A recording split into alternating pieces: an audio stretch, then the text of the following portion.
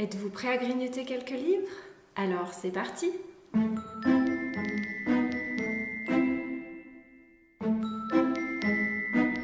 Bonjour et bienvenue sur cette nouvelle vidéo. Nous allons parler aujourd'hui book haul. Le book haul de mes achats du mois de mars. Et autant vous dire qu'on va commencer vite parce que j'en ai beaucoup à vous présenter. J'ai complètement craqué, pété les plombs. Enfin voilà, ça a été terrible ce mois-ci. Et le mois d'avril commence un petit peu pareil, mais un peu moins pire quand même. On verra comment je vais le terminer. Alors, nous allons commencer déjà par mes achats chez Gilbert Joseph. Il y avait un déstockage. Merci The Riddler de nous avoir donné le bon plan. J'ai complètement craqué. J'ai acheté pas mal de romans. On va commencer par les grands formats, parce que c'est ceux que j'ai sous la main, et puis on fera les petits formats après. Alors, j'ai acheté donc chez ActuSF Le silence des carillons de Edward H. Blaze. C'est assez nébuleux, c'est apparemment, je sais plus si c'est un garçon, c'est une fille qui s'est promis de devenir magicienne. Il y a des spectres. J'en sais pas beaucoup plus, ça a l'air d'être assez poétique, onirique peut-être un peu. On verra exactement ce que ça donne, j'en sais pas beaucoup plus. J'ai vu pas mal de retours plutôt positifs, donc j'ai hâte de découvrir ce que ça va donner. Chez Inceptio, je m'en suis pris deux. Je me suis déjà pris Le mystère du roi en jaune de Corentin Ruffet. Alors, ça a l'air d'être un mélange de plusieurs genres, mélange thriller policier avec une touche de fantastique, puisqu'apparemment on va suivre un enquêteur qui va se retrouver à devoir aller dans un monde un peu plus obscur, on va dire, avec des vampires. Donc le mélange me plaisait plutôt bien, donc on verra ce que ça donne. J'ai pas vu beaucoup de retours dessus, mais je suis assez intriguée. Et puis j'ai eu le plaisir de découvrir un petit marque-page dedans avec. C'est plutôt cool. Deuxième roman que j'ai pris chez Inceptio, il s'agit de Emmeline Carlyle, Le masque de lune de Eva de Kerlan, donc c'est un tome 1. Je crois que j'ai vu le tome 2 qui était déjà sorti, je ne sais pas s'il y en a d'autres, après j'ai pas regardé. Là on suit apparemment une double temporalité avec un masque qui va être découvert par une archéologue, je crois, quelque chose comme ça. J'ai pas trop lu le résumé, mais la couverture me faisait très envie. Et puis de ce que j'avais lu quand j'ai lu le résumé, ça avait l'air sympa. Donc on verra la suite. Chez Le Bélial, je me suis pris le premier tome de Terra Ignota, Trop semblable à l'éclair de Ada Palmer. J'ai vu la série Terra Ignota beaucoup passer sur les réseaux, notamment chez Richesse de Fantasy. Je vous mettrai le lien en description bien sûr, sur Instagram, qui m'a donné clairement très envie de le lire. Je sais pas de quoi ça parle, je lui fais confiance. On verra, c'est une belle pavasse, 670 pages. Voilà. Aux éditions La Talente, donc grand format, parce que j'ai aussi pris des petits formats chez La Talente, j'ai trouvé Le mystère du tramway hanté de P.J. Lee Clark. Donc c'est une petite novella qui se situe dans l'univers du maître du djinn, je crois que ça s'appelle. Il me semble qu'il faut la lire avant le maître du djinn. Il faudra que je revérifie ça. Donc on est en Égypte en 1912. Voilà, dans les rues du Caire, j'en sais pas beaucoup plus. Je l'avais vu passer sur le compte de l'encre de la magie sur Instagram, qui m'a donné très envie de le lire aussi. Il faut que j'arrête de suivre les influenceurs qui me donnent trop envie. Toujours chez La Talente, j'ai trouvé Les Magiciens de Lev Grossman. Ce roman, en fait, j'ai vu la série passer, j'avais commencé à la regarder, j'avais trouvé ça plutôt sympa. Et après, j'avais découvert que c'était tiré d'un roman. Donc, je le cherchais, voilà, je l'ai trouvé. On suit donc un jeune homme qui va rentrer dans une école de magie assez dark. On va dire ça comme ça. Oui, c'est pas mal de choses assez bizarres. Et en même temps, je crois, de mes souvenirs, qu'il y avait en même temps des contes qu'il lisait quand il était enfant qui se réalisent finalement. Ça a l'air d'être un mélange de plusieurs genres. Voilà, je sais pas ce que donne le roman. J'avais plutôt bien aimé le début de la série, donc on verra si le roman c'est la même chose ou pas. Chez HSN, j'ai trouvé, enfin je suis trop contente, Célestopol 1922 de Emmanuelle Chastelière. C'est un recueil de nouvelles. J'en ai tellement entendu parler, j'en ai parlé aussi avec l'auteur. C'est un de ses romans, enfin de ses ouvrages qui me donne le plus envie. J'ai hâte de le commencer parce que j'aime beaucoup ce qu'écrit Emmanuelle Chastelière. J'ai lu Emils que j'ai adoré. J'ai la piste des centres dans ma palle. Donc je suis contente que Célestopol vienne rejoindre les rangs. Celui-là, je vous l'ai montré dans ma pile à lire du Tarot Books Challenge. Il s'agit de Alfie de Christopher Bouy aux éditions Au Diable Vauvert. Donc je l'ai déjà lu, qui était très très bien.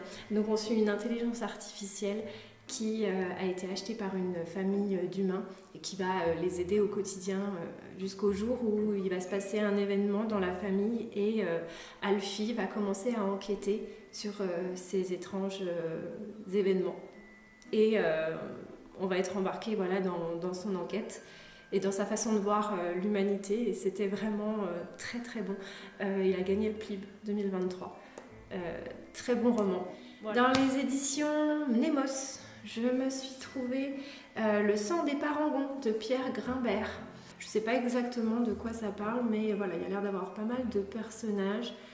C'est pas très très long, hein, il fait 250 pages à peu près. Oh non, 300, pardon, 320. Ouais, ça a l'air assez épique et en même temps assez philosophique sur les réflexions. On verra ce que ça donne. Mais ouais, je l'ai vu passer, il avait l'air sympa dans les retours que j'ai vus. On changera la pile hein, parce qu'à un moment sinon ça va tomber. Bon, pour l'instant ça va encore. J'ai toujours Nemos, j'ai pris Upside Down de Richard Canal. Pareil, celui-là je vous l'ai montré dans ma pile à lire du Tarot Books Challenge. Où là on va suivre du coup des humains qui sont sur des îles et certains ont tout ce qu'ils veulent, le bonheur est à leur portée et d'autres au contraire doivent se battre au quotidien pour survivre. Donc on est dans cette dualité au XXIe siècle. Voilà. J'ai commencé à le feuilleter puisque ça sera ma prochaine lecture. On n'a pas vraiment des chapitres, mais alors, je ne sais pas si c'est des noms de personnages ou des noms d'îles en début d'ouvrage avec... il y a juste ça, donc c'est pas des chapitres à proprement parler. Donc on verra, je ne sais pas ce que ça donne. Mais ça m'intrigue beaucoup, donc je vous en ferai un retour, je pense, assez rapidement. Celui-là aussi, vous l'avez vu dans ma palle du Tarot Books Challenge. Il s'agit de Bernard Werber, Mémoire d'une fourmi chez Albin Michel. Je vous ai déjà déclaré mon amour pour cet auteur. Je ne reviendrai pas dessus, c'est son autobiographie. Prochainement aussi, je vais sûrement pas tarder à le lire parce que dès quand j'ai un Bernard Werber, j'arrive pas à le laisser de côté. On est donc sur son autobiographie qui est découpée avec les arcanes du tarot. Voilà. J'en sais pas plus, je veux pas plus en savoir, je vais y aller les yeux fermés, c'est Bernard Werber. On verra ce que donne son autobiographie, en tout cas j'ai hâte de connaître les anecdotes qu'il pourrait nous transmettre. Et quand on parle du père, parlons également du fils, puisque le fils de Bernard Werber, Jonathan Werber, a écrit La meilleure écrivaine du monde, qui est sortie aux éditions Robert Laffont. Écoutez, je ne sais pas du tout ce que donne le style de son fils, ni si c'est la même chose ou pas. On est sur de la science-fiction puisque c'est, il me semble, une intelligence artificielle qui va mener une enquête, il me semble, pour arriver à écrire le meilleur roman du monde. Et elle va se baser sur ce qu'elle voit au quotidien avec les humains. Il me semble que c'est quelque chose dans ce bout-là. Je ne veux pas relire le résumé, mais écoutez, je suis plutôt intriguée sur ce qu'il a fait, donc on verra également ce que ça donne. Ça commence à être chaotique. Hein. Dans les éditions Hachette Heroes maintenant, je me suis trouvé Les 10 000 portes de January de Alex I. Haro. Je l'ai vu passer pas mal aussi sur les réseaux sociaux. Alors, Il y a certains qui sont assez mitigés, il y a des très bons retours, il y en a qui n'ont pas du tout aimé, hein, comme dans un peu tous les romans qu'on peut voir circuler sur les réseaux. Il me semble qu'on suit une jeune fille qui peut passer d'un monde à l'autre par des portes. Voilà, c'est à peu près tout ce que j'ai retenu. Et je suis même pas sûre de ce que je dis. Je verrai ce que ça donne. Ça a l'air assez particulier de ce que j'ai pu voir comme retour. Bon, je me ferai mon propre avis dessus. Et non, c'est pas le dernier. Je croyais, mais non. On retourne chez Albin Michel, puisque je me suis trouvé l'Institut de Stephen King. Bon, je ne présente pas Stephen King, vous connaissez tous. Je ne lis pas tous ses romans, parce que je suis assez trouillarde, on peut dire ça comme ça. Et tout ce qui est un peu horreur, tout ça, moi, non, pas trop. Donc, mais celui-là, de titre, me plaisait plutôt bien dans le sens où on est sur un institut psychologique apparemment, mais pas vraiment puisqu'on y retrouve des personnes qui ont des pouvoirs un peu surnaturels. J'en sais pas beaucoup plus, mais il me tentait bien. Je lis pas souvent du King, mais quand je l'ai lu, j'aime beaucoup. Je pense que je vais arrêter d'y mettre dessus parce que là pour le coup ça commence un petit peu à pencher. On va passer sur une autre maison d'édition. Albin Michel l'Imaginaire, voilà, j'adore cette maison d'édition. Donc j'ai trouvé Les temps ultramodernes de Laurent Genefort.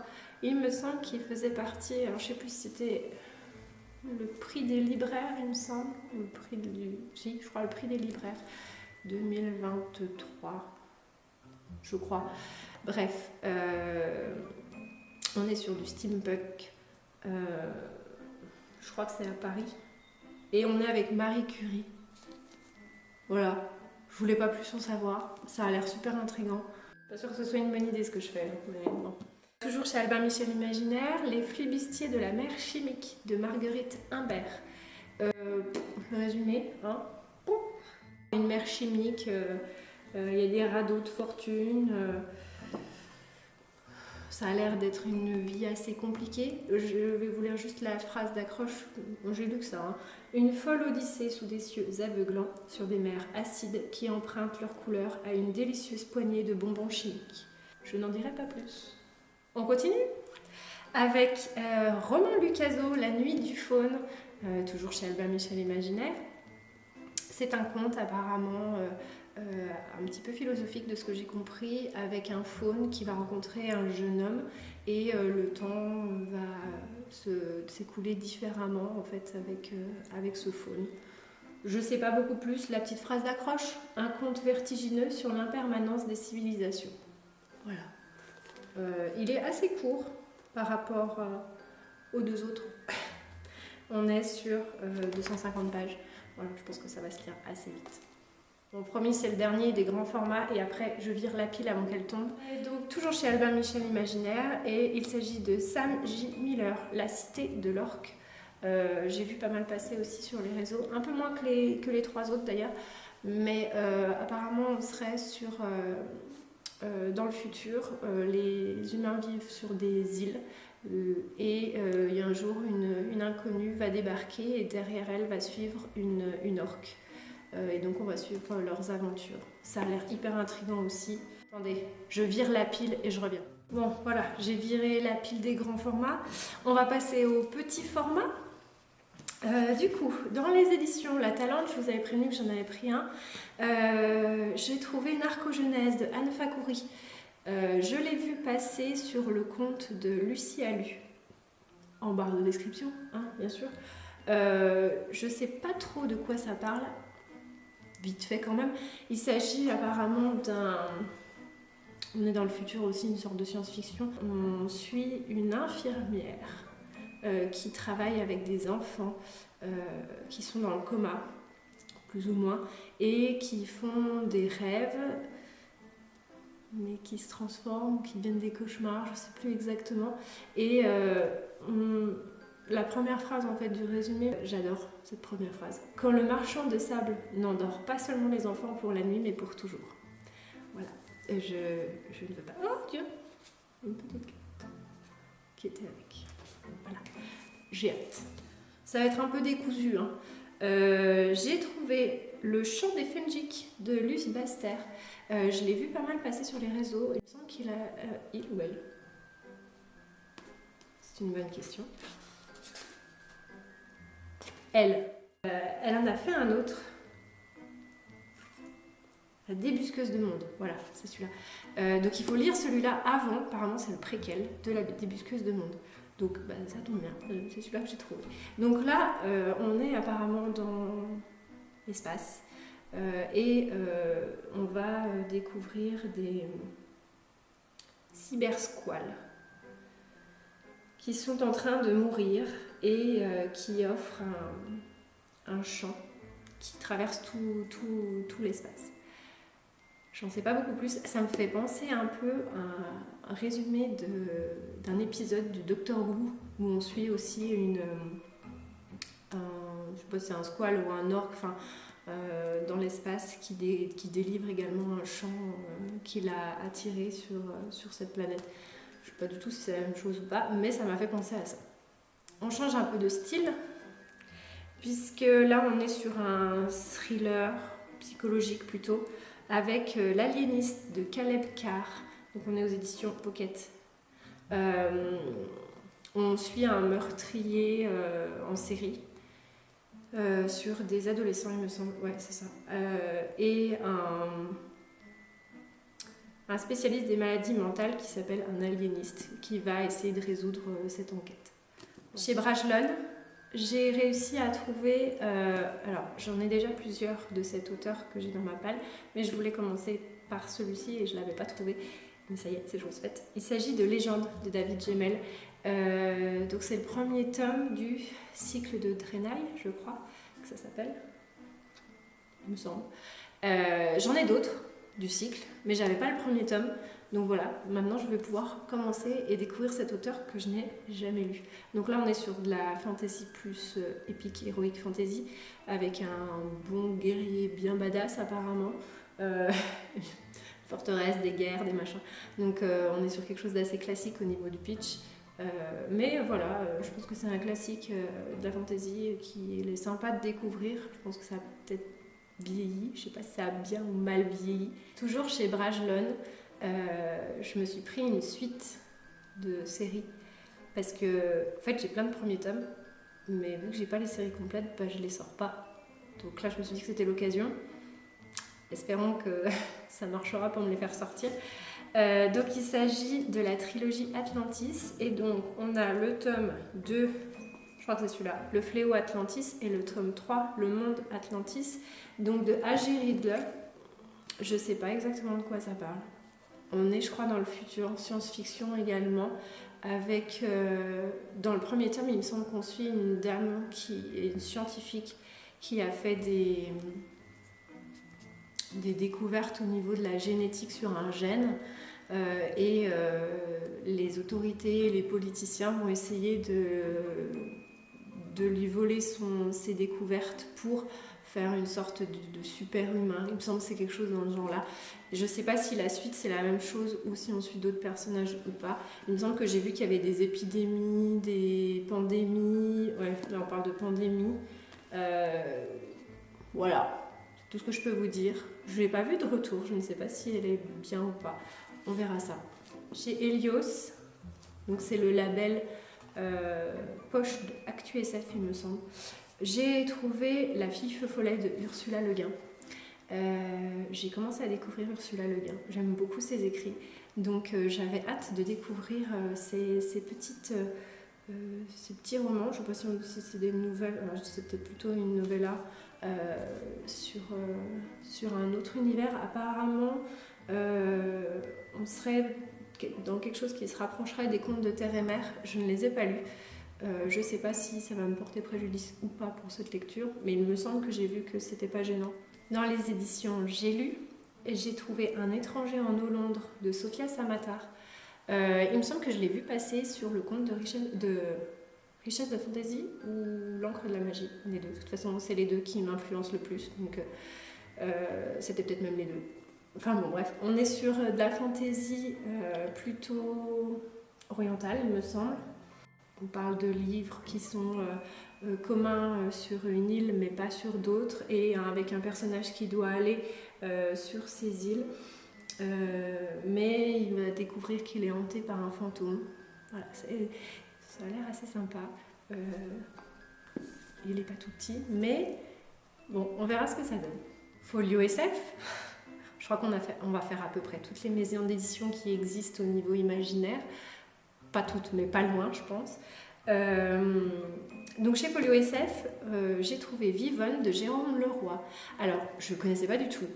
Je suis tombée dessus par hasard, j'ai lu le résumé, ça a matché, je n'ai pas cherché plus loin. Apparemment, on est sur un éditeur français. Il va y avoir une sorte d'inondation sur Paris.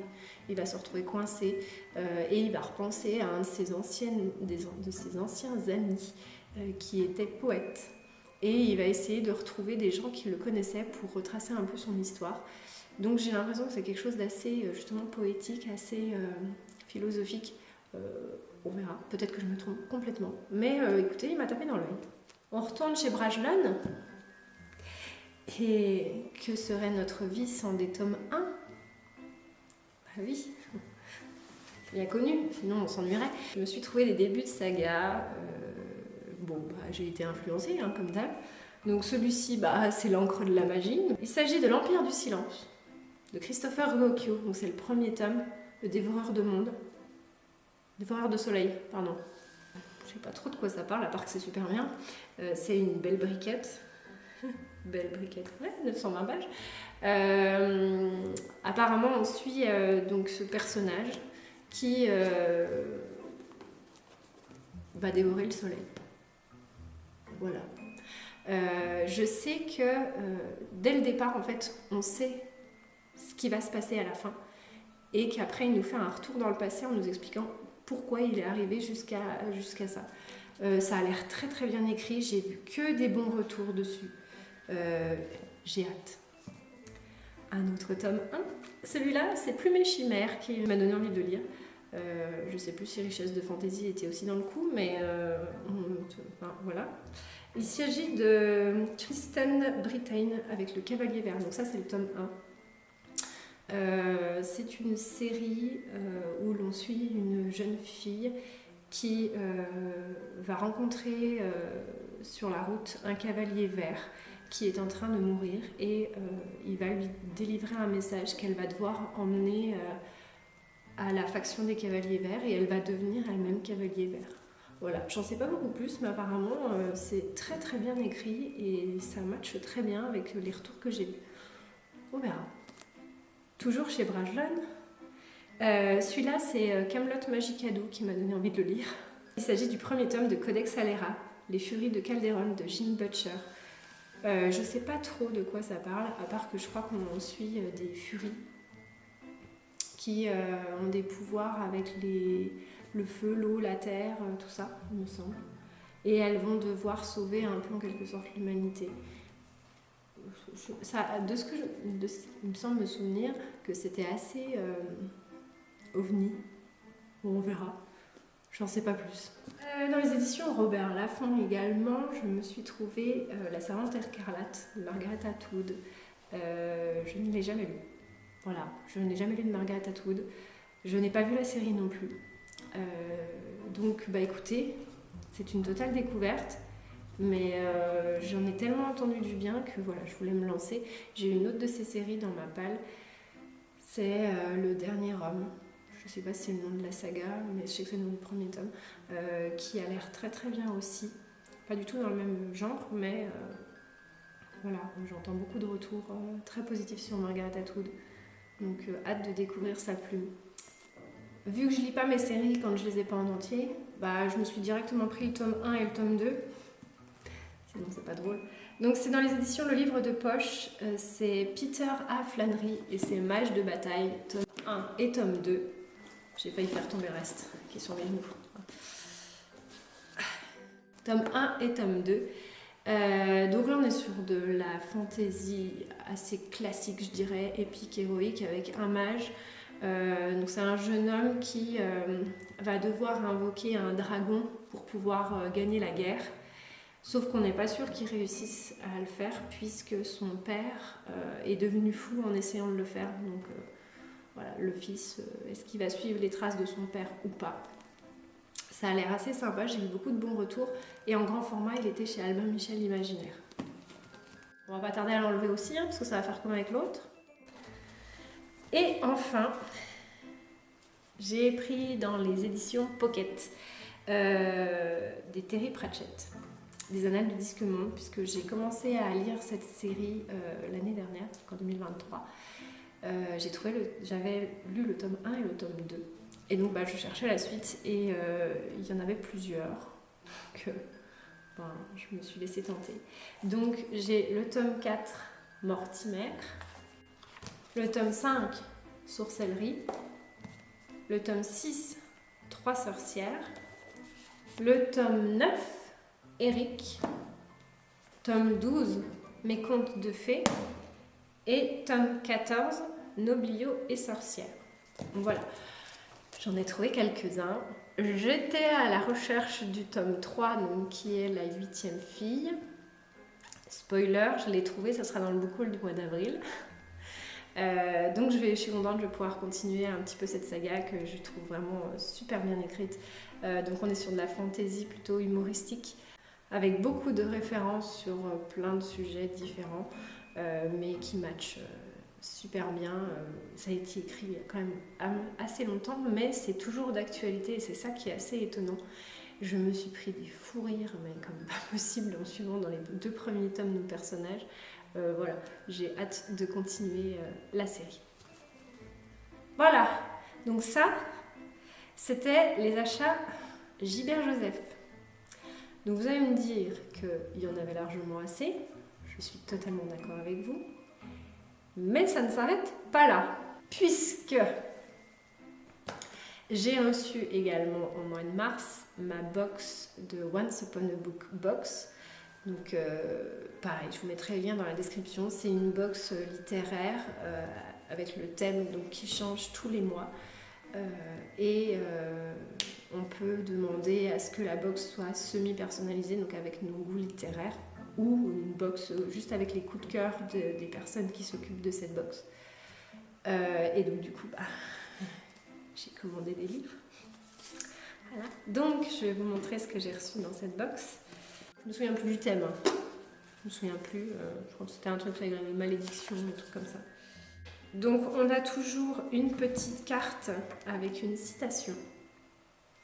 Toujours très sympa. On a un marque-page. Très sympathique aussi. On a un petit flyers qui nous explique les sélections du mois, donc qu'on retrouve dans notre box, pourquoi elles ont choisi ça, et avec la box du mois qui suit, si on veut la commander ou pas. Donc ça, c'était les 3 petits goodies. On a également de la tisane et des petits gâteaux, mais je les ai déjà mangés. Donc, voilà. Et puis donc du coup, dedans, on avait donc dans leur coup de cœur, il y avait Yvain, d'après Yvain le Chevalier au Lion de Chrétien de Troyes, de Isabelle Wlodarczyk, désolée pour le nom, chez Amatera. Donc c'est un tout petit roman avec des petites illustrations. Donc c'est hyper sympa, je trouve, pour faire découvrir de nouveaux pour les enfants. Je pense que c'est plus pour les enfants, ouais, des grands textes à hauteur d'enfant. Donc, mais écoutez, ça a l'air super sympa, ça va se lire très très vite. Je l'ai encore pas lu, mais je pense que je vais me le faire très très vite pour voir ce que ça donne et pouvoir en faire profiter peut-être aussi les enfants autour de moi. J'ai peur que ça tombe, ça penche quand même. C'est mieux. J'avais également Cro-Blanc de Jack London dans les éditions Folio, dans Librio, les éditions Librio. Je l'ai jamais lu. Voilà, donc c'est l'occasion. Parce que vous savez, c'est les textes qui sont utilisés pour les écoles. Donc du coup, on a un petit dossier à la fin avec des questions et tout. C'est sympa, je trouve, pour les enfants, même pour les adultes. Je pense qu'il y a moyen que je fasse mon enfant.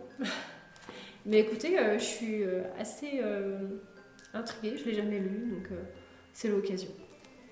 Ensuite, j'ai également eu dedans Le Grand Jeu de Benjamin Lupu dans les éditions Brajlon Steampunk. Donc c'est un steampunk. On est à Constantinople dans celui-là, avec beaucoup de technologie au niveau des dirigeables et tout ça. Et il y a un sultan qui a un diamant, et une fille va vouloir lui voler, mais quand elle va arriver en ville, elle va se rendre compte que sa sœur a disparu, donc elle va partir dans une quête. Voilà, je n'en sais pas beaucoup plus. J'aime bien les en-têtes de chapitres qui sont un petit peu décorées, c'est sympa. Ça fait toujours un peu tape à l'œil, j'aime bien. Et la grosse surprise à laquelle je ne m'attendais pas, j'ai eu dans la box un escape game, le roman maudit. Donc, écoutez, je ne m'attendais pas à ça. Ça a l'air super bien. Je l'ai encore pas ouvert, mais je le testerai. Donc, un escape game, et c'est basé donc, sur une histoire avec un roman, une autrice donc, qui a écrit un roman, et le jeu est fait pour qu'on retrouve la trace de ce roman et qu'on ne soit pas perdu au milieu des chapitres. Je ne sais plus exactement, mais écoutez, ça a l'air super sympa. J'ai hâte de découvrir ce que ça va donner. Je renlève la pile et on continue parce que c'est toujours pas fini. Donc je pensais m'arrêter là, sauf que ma bouquinerie a fait du déstockage et que tout était à moins 50%. Donc j'ai craqué. C'était le 31 mars. Je me suis dit, ça aurait pu passer sur avril. Mais non, on est bien sur mars encore. Donc il y en a encore quelques-uns. Donc j'ai réussi à me trouver les 6 premiers tomes. 1, 2, 3, 4, 5, 6, c'est ça. De L'Épée de vérité de Terry Goodking. Voilà. Que j'ai jamais lu. Donc on a le tome 1. Je les pose parce que c'est juste insupportable comme c'est bon. Le tome 2.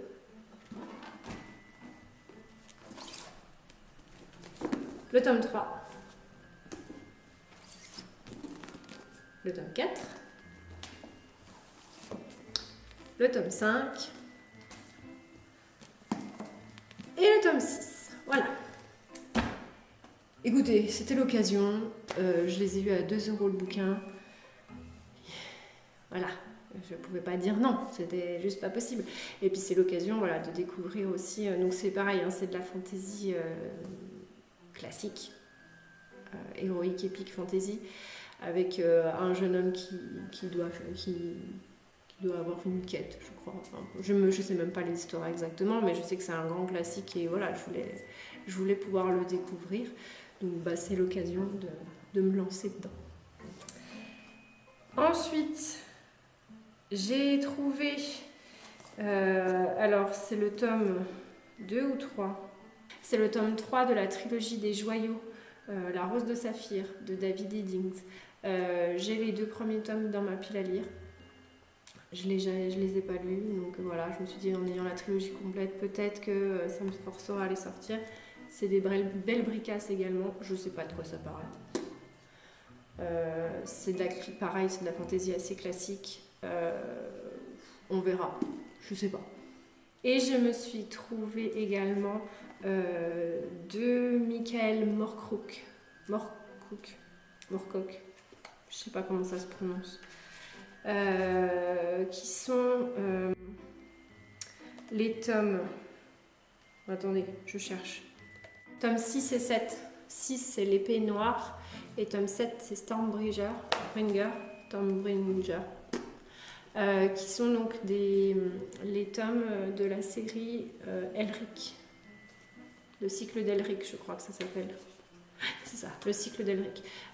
J'ai déjà dans ma palle le tome 1 et le tome 4, je crois. 5. Tome 1 et 5, j'ai dans ma palle. Peut-être le 4 d'ailleurs. Voilà, donc je les trouve au fur et à mesure d'occasion dans ces vieilles versions. Je m'en fiche que ce soit dépareillé. C'est juste pour pouvoir découvrir un peu ce que c'est.